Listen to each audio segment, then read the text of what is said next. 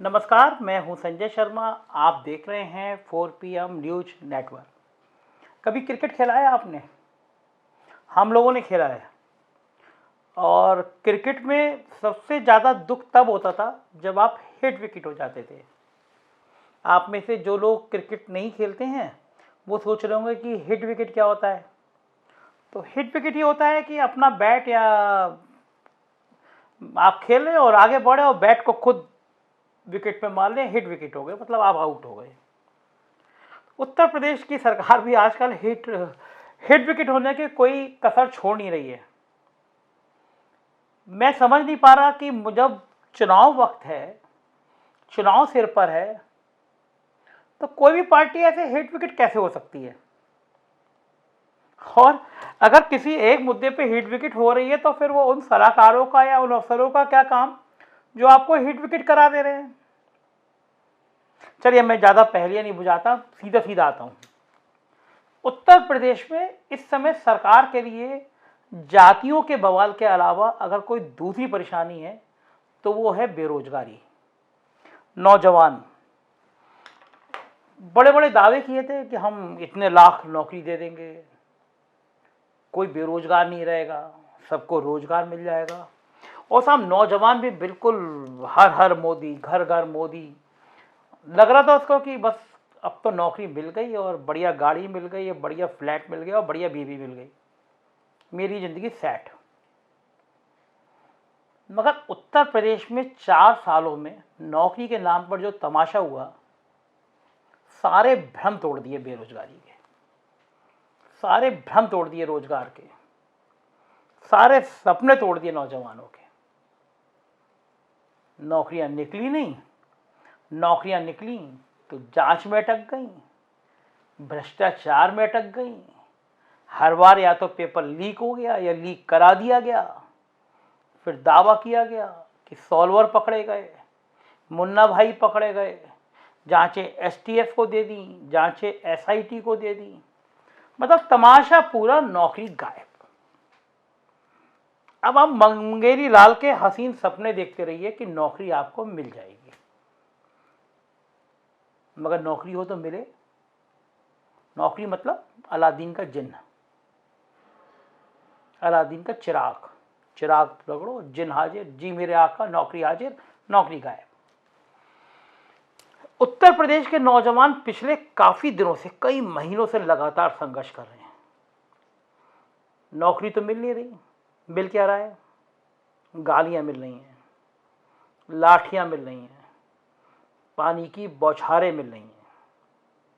अब जब ज्यादा बवाल हुआ तो फिर कुछ बहुत बढ़िया वीडियो निकाले गए, और उसमें वीडियो में एक आदमी खड़ा हुआ, वो कह रहा है कि मैं दुर्गेश लेखपाल और मुझे तो सरकार की कृपा से मेरे को लेखपाल बन गया, लेखपाल भर्ती हो गया।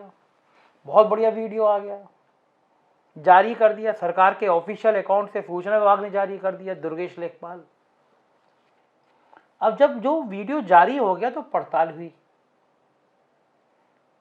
तो पता चला कि इस सरकार में तो लेखपाल की भर्ती निकली नहीं थी, तो दुर्गेश लेखपाल कहां से आ गए।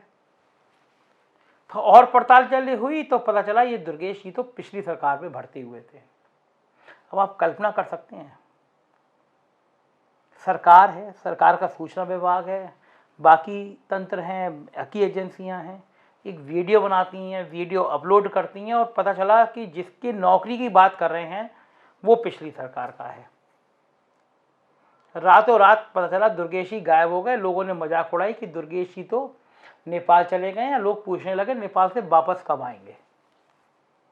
इस तरह के रोजगार को लेके भी कई वीडियो जारी हुए, ट्रोल जारी हुए, और 2-2 रुपये ट्विटर वाले लोग जो है वो जवाब दे नहीं पाए इन सब बातों का।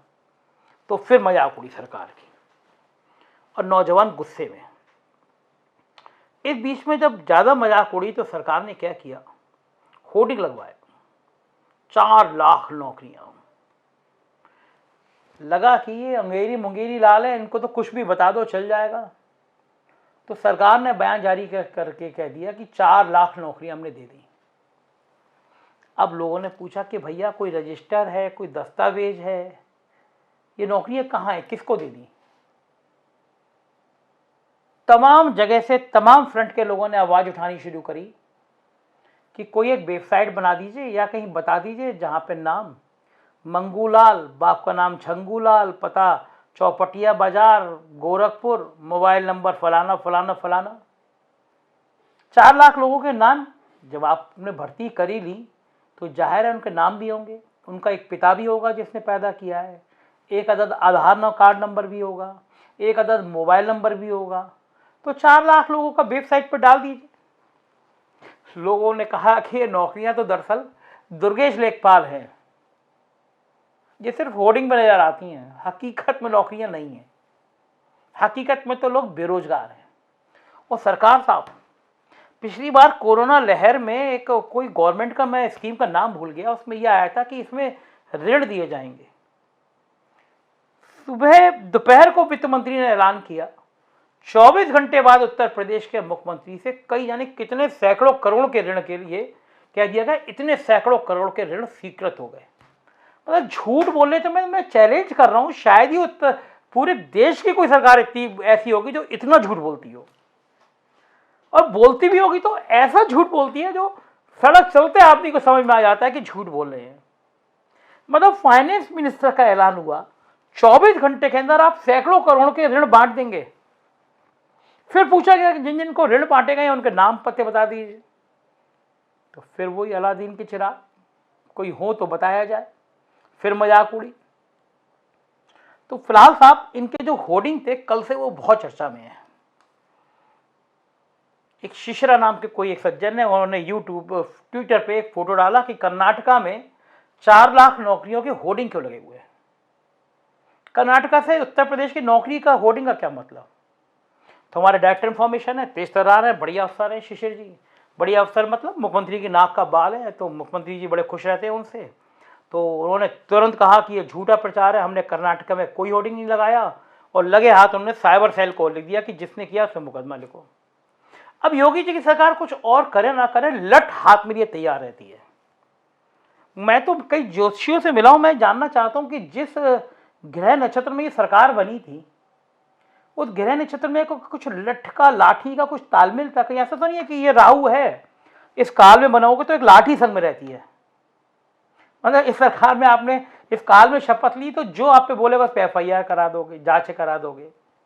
तो फिर साइबर सेल की धमकी दे दी गई कि ऐसा होर्डिंग है ही नहीं। वो शिशिरा जी भी जो है वो भी बड़े कलाकार आदमी, उन्होंने वीडियो बना कर डाल दिया। फिर तीसरा वीडियो डाल दिया जब होर्डिंग हट रहा था वहां से। फिर बड़ा सवाल हुआ, फिर बड़ा तमाशा हुआ। जहां जहां ये 4 लाख की नौकरियों के होर्डिंग लगे थे, नौजवान हाथों में तख्ती लेके पहुंच गए कि ये फेक बोर्ड है, और ट्विटर पे दनादन उसके फोटो वायरल होने लगे। महाराज, नौजवान है ये, आपके पेट 2-2 रुपए ट्वीट करने वाले लोग नहीं है। इन्हें गुस्सा आता है झूठी बातों पर, तो आपके होर्डिंग के नीचे तख्ती लेके खड़े होंगे, पूछेंगे 4 लाख नौकरियां कहां हैं, नहीं थी। फिर मजाक उड़ी। और फिर बड़ा सवाल ये हुआ कि जिस राज्य में वेंटिलेटर खरीदने के पैसे नहीं हैं, खरीदे भी जा रहे हैं तो घोटालों की कहानी बता दे रहे हैं आम आदमी पार्टी के संजय सिंह। जिस देश में, प्रदेश में अस्पतालों में दवाई नहीं है, कोविड काल में, कोरोना के काल में ऑक्सीजन नहीं मिल रही थी, इंजेक्शन नहीं मिल रहे थे, आज भी गांव में हाहाकार है, गरीब के पास 2 वक्त की रोटी नहीं है, वहां आप करोड़ों रुपए के होर्डिंग पूरे देश के अलग अलग राज्यों में 4 लाख नौकरियां, smart city number 1, award number 1 UP का। मैंने तो 4 महीने पहले भी कहा था, अब जितने अवार्ड मिलने होंगे वो सब में यूपी नंबर 1 होगा। ये अलग बात है, नीति आयोग की जो रिपोर्ट आई थी उसमें यूपी की वो हाल था कि सुन के खुद शर्मिंदा हो गई होगी पूरी सरकार। मगर चुनावी साल है, आप RTI में पूछ के देख लीजिए, 2 बातें पूछ लीजिए, मेरे कहने से पूछ लीजिए। मुझे पता है कम से कम 20,000 लोग इस वीडियो को देखेंगे, तो मैं उन सब से अनुरोध करूंगा, एक RTI लगाइए मुख्यमंत्री जी के यहाँ, सूचना का अधिकार। उनसे पूछिए पिछले 4 सालों में उत्तर प्रदेश के सूचना जनसंपर्क विभाग ने होर्डिंग लगवाने में कितना पैसा खर्च किया। किन किन एजेंसियों को, किन किन वेंडरों से ये होर्डिंग लगवाए गए, किस रेट पे लगवाए गए, कब इसका टेंडर हुआ। साहब शर्त लगा लीजिए जवाब नहीं आएगा। मैं तो कुछ विधायकों से कहूंगा कि असेंबली का मानसून सत्र आएगा, उस पर पूछिए आप कि 4 सालों में इस गरीब प्रदेश के होर्डिंग पे कितना पैसा खर्च कर दिया। इतना बड़ा स्कैंडल सामने आएगा। मैं बहुत जल्दी आपको परत दर परत इस स्कैंडल की कहानियां सुनाऊंगा। करोड़ों रुपए के घोटाले के दस्तावेज लाऊंगा बहुत जल्दी आपके सामने। आज ऐलान कर रहा हूं, इस होर्डिंग के खेल के करोड़ों रुपए के दस्तावेज की कोशिश में जुटा हूं। बहुत जल्दी आपके सामने लाऊंगा कि किस तरह करोड़ों रुपए की हेरा फेरी इस होर्डिंग के खेल में कर दी गई। और ये वो विभाग है जो उसके मंत्री खुद मुख्यमंत्री हैं। मुझे पता है मुख्यमंत्री को पता भी नहीं होगा, मुझे उनकी ईमानदारी पे कोई सवाल मैं नहीं उठा रहा, लेकिन मुख्यमंत्री जी आपको पता नहीं, और आप जिस विभाग के मंत्री हैं दावे के साथ आप कल अगर आप पारदर्शिता की बात करते हैं तो मुख्यमंत्री जी कहिए सूचना विभाग को 2 चीजों को वेबसाइट पर डाल दें। नंबर 1, 4 सालों में कितने रुपए के होर्डिंग लगे, कौन वेंडर, कितने राज्यों में लगे, किस टेंडर के तहत लगे। दूसरा, 4 सालों में किस अखबार को, किस मैगजीन को कितने रुपए के विज्ञापन दिए। अरे जब आप पारदर्शिता की बात करते हैं तो ये पारदर्शिता दिखाइए ना। 4 सालों में प्रेस आतिथ्य मद होता है जिसमें पत्रकारों को सुविधाएं दी जाती हैं। 4 सालों के उसके खाते भी सार्वजनिक कर दीजिए कि प्रेस आतिथ्य मद में करोड़ों रुपए आया, वो रुपया कहां गया।